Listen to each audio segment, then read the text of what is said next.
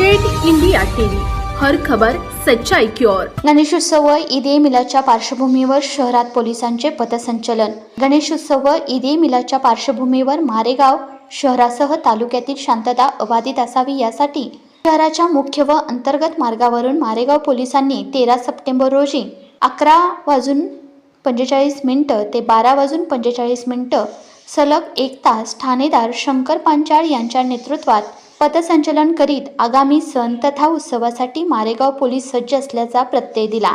आगामी काळात अनेक सण उत्सव असून शहरासह तालुक्यात गणेशोत्सव व ईद ए मिलाद साजरी करण्यात येत आहे।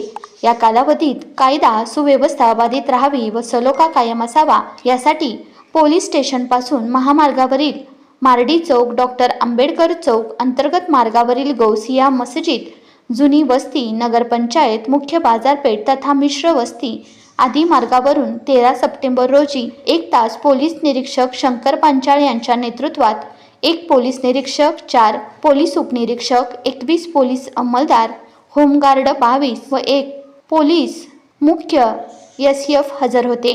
यावेळी कर्मचारी यांना योग्य मार्गदर्शन करून पोलीस स्टेशनमधील शस्त्र, दारुगोळा, ढाल, लाठी, हेल्मेट चेक करून व्यवस्थित असल्याची खात्रीही करण्यात आली। यवतमाळ जिल्हा प्रतिनिधी विनोद माहुरे।